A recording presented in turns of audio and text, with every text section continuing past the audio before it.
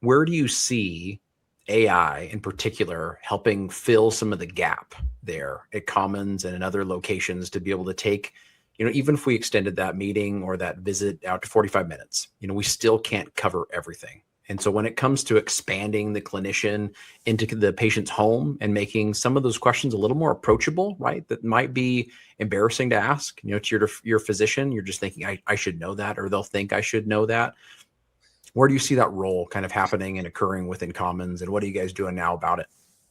Yeah, I think it's fascinating, and we were already seeing that a little bit with an Apple Watch can detect if your gait is off or you've had a fall. So we're already seeing that technology start to creep in there.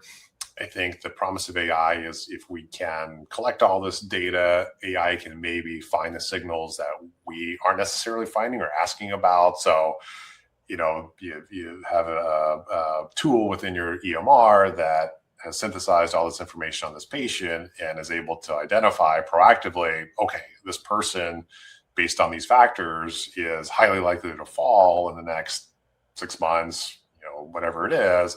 And here's what you might be able to do to reduce that risk of falls. So, surface those insights for us and put that, in front of our face without us necessarily having to ask those questions, but proactively telling us, hey, you might consider cutting back on these medications, or this patient hasn't had a bone density test in, 3 years.